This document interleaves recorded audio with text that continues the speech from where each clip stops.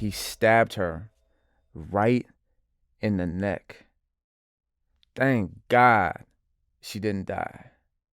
What's poppin', man? It's your boy E.I. the King, and this is the Incarceration Podcast, where I talk about prison, pre, post, and present, and how everything that I experienced throughout my incarceration has forever changed my life. This is the Incarceration. So listen, man, he wasn't playing. He was in love. And if he couldn't have her, nobody would.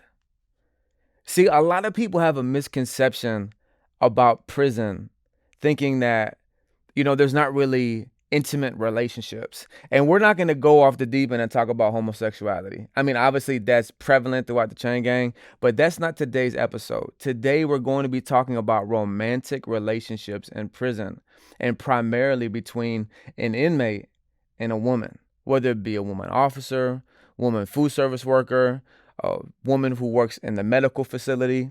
And the reason why a lot of people, I think, don't understand that, like, that's so prevalent throughout, prison population, is because people fail to realize that, just because people are incarcerated, it doesn't mean like, it's a small society.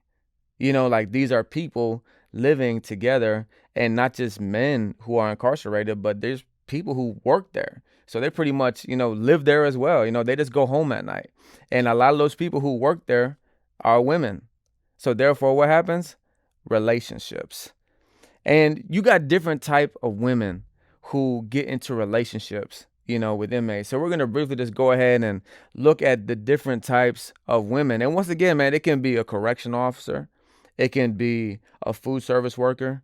It can be somebody on the medical staff. There's lots of different occupations and positions throughout the prison, that people from the free world come to the prison and they work. So if it's a woman, best believe, the mindset and the intention of most men while incarcerated, is to, pull her, to get in a relationship with her. And it happens all the time. So before we focus on